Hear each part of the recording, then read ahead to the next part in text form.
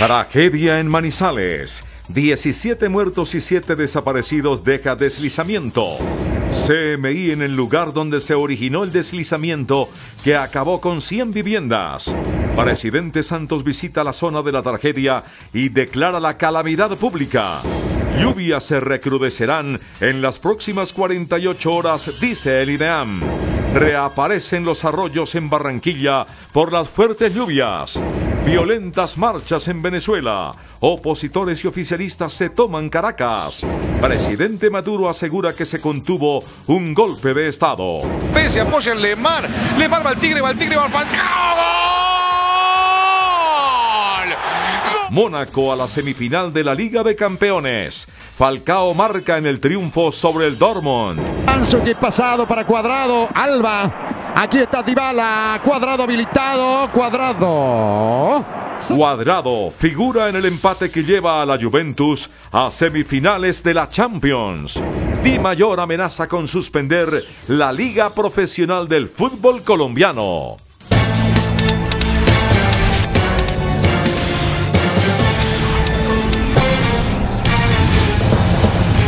Buenas noches. Manizales enfrenta a esta hora una de las peores tragedias de su historia por cuenta de la fuerte temporada invernal. Las precipitaciones registradas en las últimas horas provocaron un derrumbe de grandes proporciones que cayó sobre varias viviendas humildes en el sector de Persia, provocando un alto número de víctimas. El último reporte habla de 17 muertos, una docena de desaparecidos y cientos de damnificados. CMI llegó hasta el lugar donde se originó la tragedia.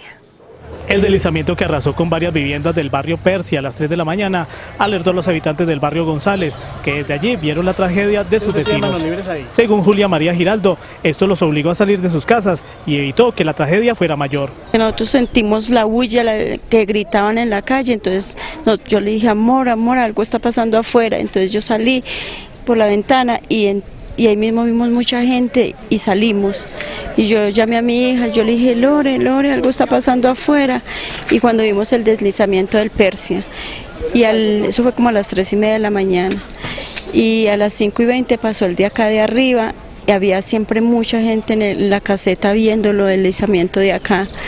Hay como dos o tres personas de la familia del esposo de mi hija que no se encuentran, no las he encontrado todavía. Jorge Rincón narró cómo logró sacar a su familia en medio del barro, piedras y de las paredes que atraparon a su esposa e hijos. Su casa quedó destruida. Nosotros nos levantamos porque el techo de nosotros se levantó y se nos entró el agua. Comenzamos a tapar, a protegernos del agua, y ya mi mamá me llamó, que es la que estaba en la parte de abajo, me llamó y me dijo que la recámara se había tapado, que para ayudarla a destapar. Terminamos de destapar la recámara. Yo le dije a mamá, no, pues gracias a Dios ya la destapamos, estémonos tranquilos. Cuando ya iba a subir yo las escalas para estar donde están mis hijos y mi esposa, escuché el estruendo hacia el lado de allá. Cuando yo ahí mismo llegué a subir ligero, comenzó como el temblor, se sintió como un temblor. Otros lo perdieron todo, solo quedaron con algunas pocas pertenencias que lograron rescatar. Entre los barrios Persia y González continúa la búsqueda de otras personas que, según vecinos, quedaron atrapadas. Y ante la magnitud de los hechos, las autoridades declararon la calamidad pública y la alerta roja en la ciudad de Manizales. Al menos 500 casas resultaron afectadas y 100 más quedaron destruidas completamente. También 23 personas heridas son atendidas a esta hora en diferentes centros asistenciales de la capital de Caldas.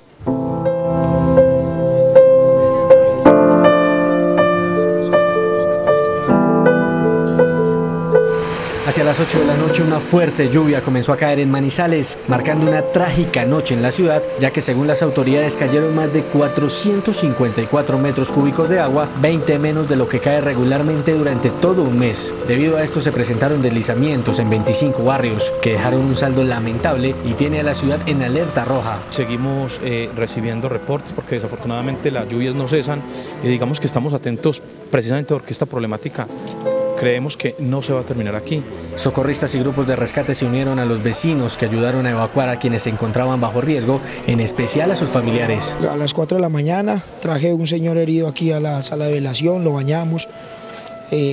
Una señora, hermanas de un muchacho Patillas, amigos de nosotros, 2 señoras que ayudamos a sacar también.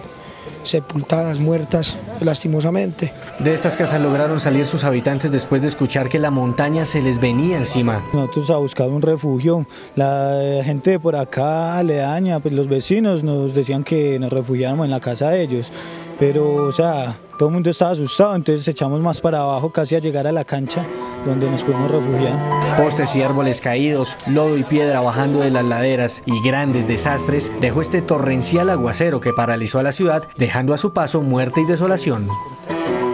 Las autoridades afirman que la tragedia cobró la vida de 17 personas, dejó 23 heridos, 7 desaparecidos, cerca de 500 viviendas evacuadas y 100 colapsadas. Además, se presentó corte en los servicios públicos como agua, gas y luz debido a los deslizamientos que arrasaron con todo.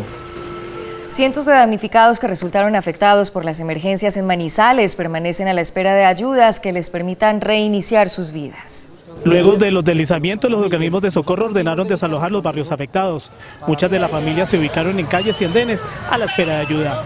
Con sus pocas pertenencias y debajo de un plástico, familias completas con niños y hasta mascotas esperan ayudas o que les definan dónde pasar la noche. Pues los vecinos nos decían que nos refugiáramos en la casa de ellos, pero o sea, todo el mundo estaba asustado, entonces echamos más para abajo casi a llegar a la cancha donde nos pudimos refugiar. Gracias a caridad de vecinos que se unieron para preparar almuerzos, estas familias pasaron el día, pero sin que les definan dónde los van a ubicar definitivamente.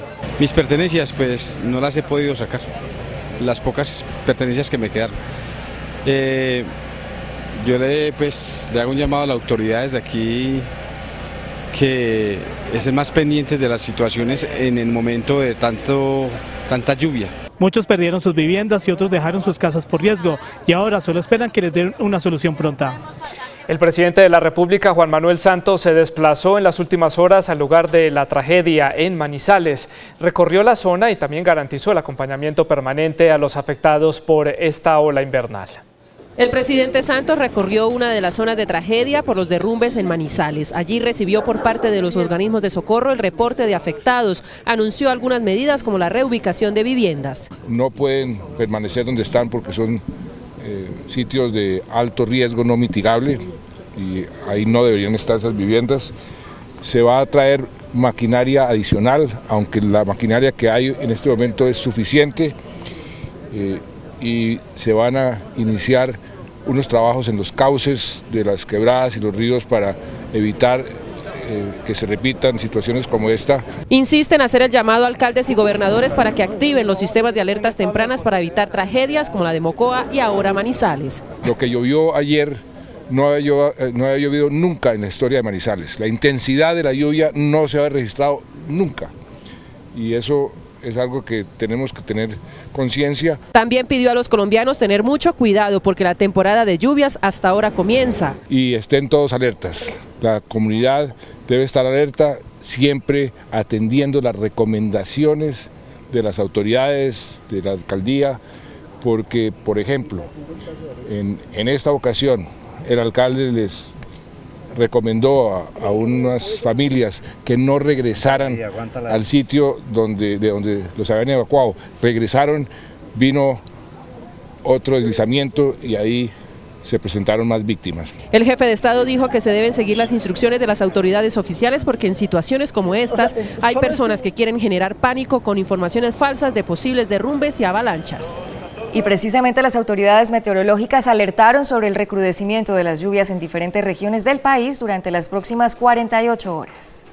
Manizales, El Tambo, López, Timbiquí, Buenaventura y Líbano son los municipios que se encuentran en alerta roja por deslizamiento. Estamos estimando que las precipitaciones continúen, que tengamos 48 horas de lluvia aproximadamente. Se podrían extender inclusive en el tiempo algunas de esas precipitaciones de manera particular en zonas del piedemonte de la Orinoquía, en zonas del piedemonte de la Amazonía, también en zonas de la región andina, particularmente Antioquia, Santanderes, Eje Cafetero, Valle, Cauca, Tolima, donde se pueden presentar precipitaciones importantes. Asimismo informó que hay alerta roja por crecientes súbitas en la cuenca alta del río Cauca, en el río Cauca, cuenca del río Lebrija, río Chinchiná, parte alta del río Mocoa y cuenca alta del río Putumayo. A hoy tenemos 428 municipios debido a esas lluvias de las últimas horas, básicamente las últimas 24 horas. Adicionalmente señalar que las alertas naranja y roja se concentran en buena parte de los departamentos andinos, en algunas zonas del Piedemonte, así como también en la región pacífica. Finalmente hizo un llamado para que los municipios con alerta naranja o amarilla estén prevenidos, pues fuertes lluvias pueden generar emergencias. Y también un fuerte aguacero que se extendió por varias horas provocó nuevamente emergencias en Barranquilla por la aparición de los ya conocidos arroyos en las calles de la capital del departamento del Atlántico. Regresaron las lluvias a Barranquilla y con el primer aguacero del año reaparecieron los arroyos en la capital del Atlántico. 2 vehículos fueron rescatados de las fuertes corrientes en el norte de esta ciudad. Estuvimos en 2 puntos, específicamente en la 85 con la 49C, donde tuvimos la oportunidad de actuar y hacer el rescate de unos vehículos en esa zona. Otra vez se atribuyeron las emergencias a la imprudencia de los conductores. La imprudencia de una señora venir de sentido norte-sur contra el arroyo y créame que tuvo tiempo para desviar y no desvió. Ahí la cogió el arroyo y se la llevó hasta allá abajo. Las personas sabían que iba a llover hoy, el clima comenzó a cambiar, eso te indica a ti que tienes que tener mucha precaución, pero no, nosotros seguimos con la misma mala costumbre de cuando está lloviendo es cuando más prisa vamos para la casa, más prisa para el trabajo, más prisa para el colegio, entonces ahí es donde está la imprudencia y por eso es que se presentan estos incidentes. Así se vio el arroyo que desemboca en el barrio La Chinita.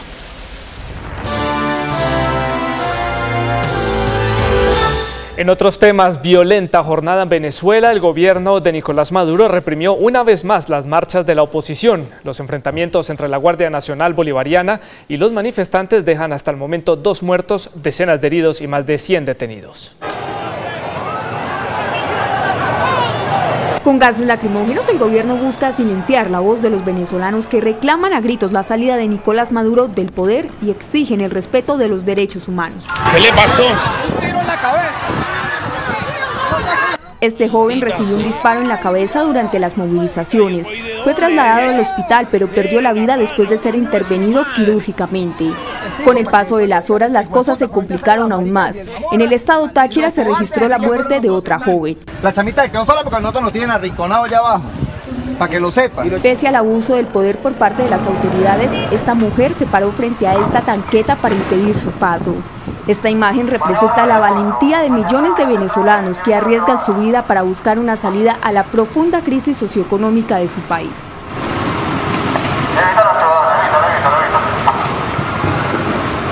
En este video, subido por el gobernador del estado Miranda Enrique Capriles, se ve al opositor y a otros políticos alzar las manos mientras un helicóptero sobrevuela la zona.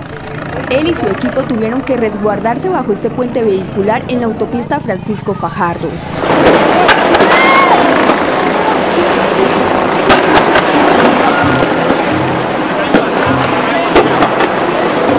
Pese a la represión, los venezolanos siguieron en pie de lucha. Estas imágenes evidencian la masiva movilización que respalda a la oposición. El oficialismo también salió a marchar en respaldo al gobierno del presidente venezolano Nicolás Maduro, quien una vez más culpó a la oposición de la violencia registrada durante las protestas. La llamada marea roja también inundó varias zonas de Caracas, la capital venezolana.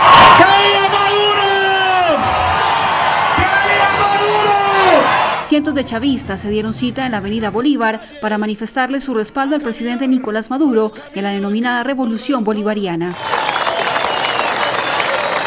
Maduro, quien acompañó las movilizaciones, responsabilizó al presidente de la Asamblea Nacional, el opositor Julio Borges, de la violencia que se ha presentado durante las marchas de los últimos días. Julio Borges, eres el jefe del golpe de Estado. Después no te quejes cuando llegue la justicia hasta ti.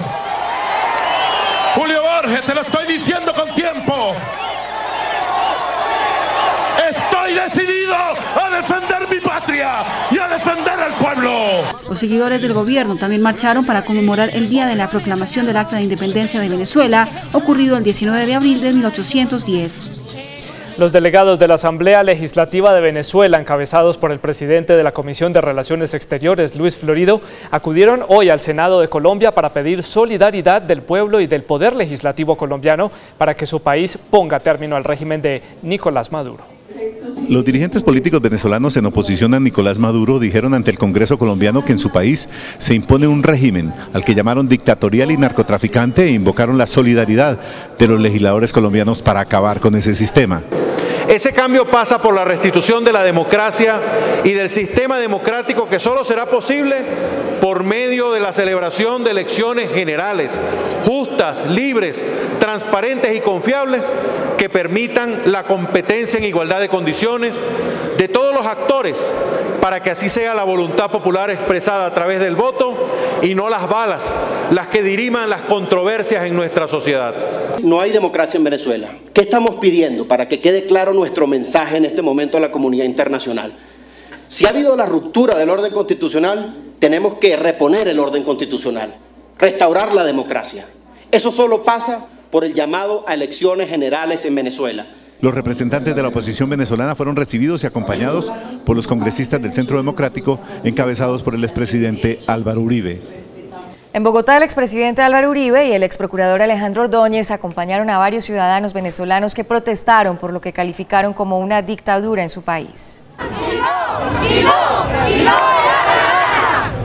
dictadura cubana, y no me da la gana, una dictadura cubana. Con estas arengas, venezolanos protestaron frente a la embajada de su país en Bogotá. El expresidente Álvaro Uribe, con megáfono en mano, se unió a los manifestantes. Estaremos firmes con el pueblo de Venezuela en todas las horas, hasta la derrota total de la dictadura, hasta la construcción total de la democracia.